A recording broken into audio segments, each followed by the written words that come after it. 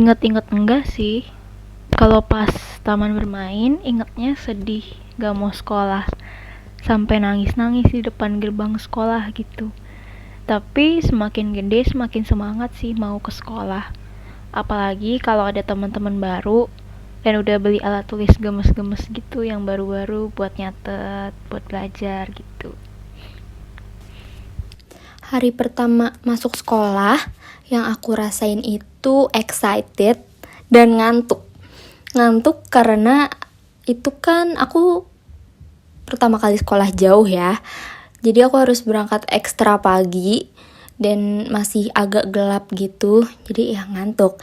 Dan excitednya ya karena ketemu teman baru. Terus juga wah SMA nih gitu. Oke, kayak super seneng ini mau perjalanan ke sekolah yang aku mau kemarin. Terus juga ketemu sama teman-teman baru yang sebelumnya itu udah sempet chatan gitu, sempet kenalan dari grup angkatan.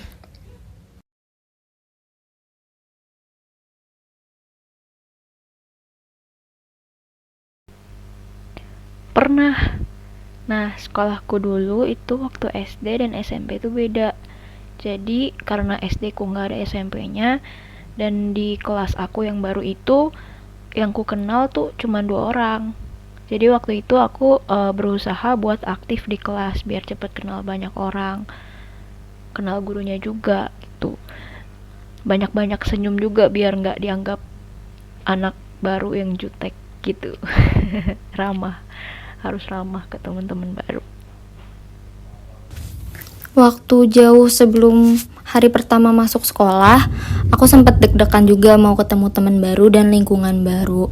Aku mikir kayak mereka bakal nerima aku nggak ya seperti teman lama aku menerima aku. Tapi ya, aku mengatasinya waktu itu dengan cerita ke teman aku yang lain.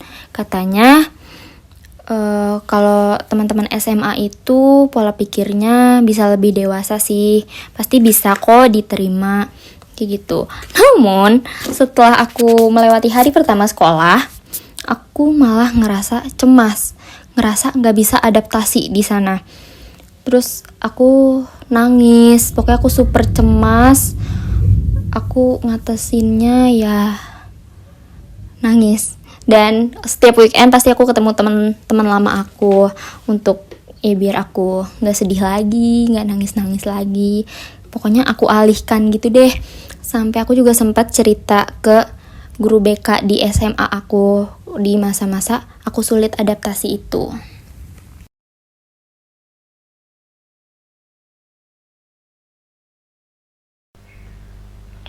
Kalau kejadian yang paling diingat sih banyak.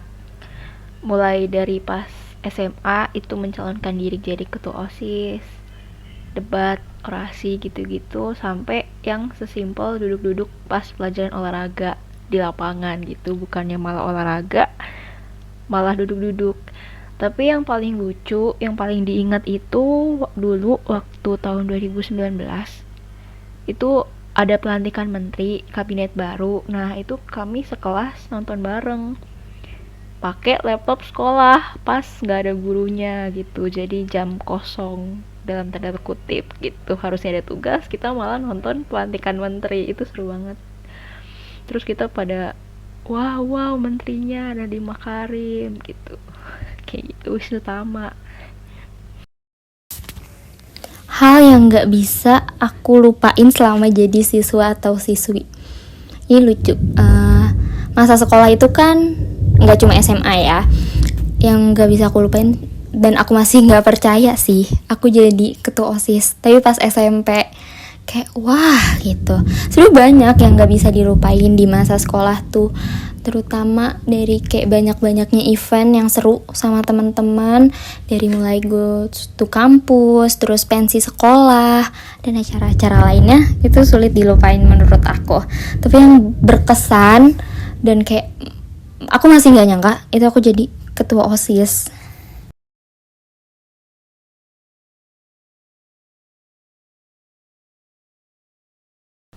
Kalau down pastinya pernah, terutama di masa SMA ya. Waktu itu aku merasa down karena overwhelmed, karena banyak banget nih hal yang harus aku pikirin gitu, mulai dari tugas, ulangan, siap-siap cari kuliah, belajar buat UTBK, urusan OSIS, kegiatan penggalangan dana, komunitas lain-lain gitu, banyak banget kayaknya. Terus saat aku udah kayak gitu, aku biasanya istirahat dulu sebentar sambil dengerin podcast atau dengerin lagu, terus sambil mencurahkan unek-unek di buku sambil ditulis curhatannya, atau bisa juga curhat ke teman gitu. Biasanya aku kalau down pas zaman sekolah itu, aku down karena nilai aku turun. Dan kesulitan aku hadapi sehingga aku bisa down itu adalah komentar dari orang-orang juga. Kadang sih ekspektasi juga kayak, kok lo gak bisa sih, seharusnya kan lo bisa. Terus untuk komentar-komentarnya tuh kayak, lo terlalu sibuk A sih, makanya nilainya turun. Lo terlalu sibuk B sih, makanya nilainya turun. Makanya udah gak usah lah ikut-ikut kayak gitu. Pasti anak organisasi di sekolah relate kan?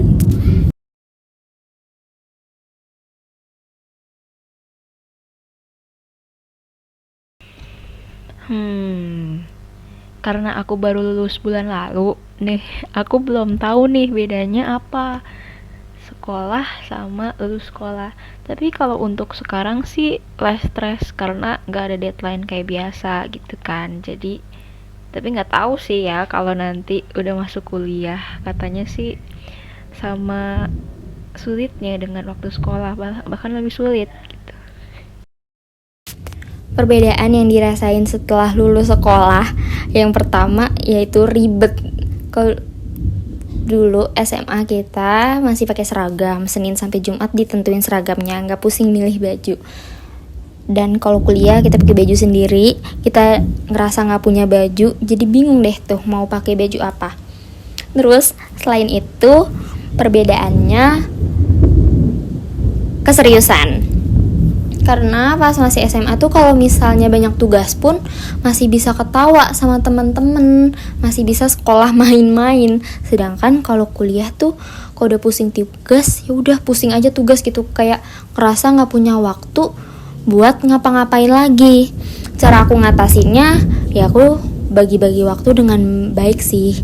Tapi tuh karena lagi kuliah online ya, aku ngebagi waktunya antara laptop untuk ngerjain tugas atau kuliah dan me time. Jadi aku istirahat sedikit, aku main HP, pokoknya menghibur diri, entah nonton film, sekadar dengerin lagu, atau keluar rumah sedikit-sedikit kayak gitu, biar nggak pusing-pusing banget.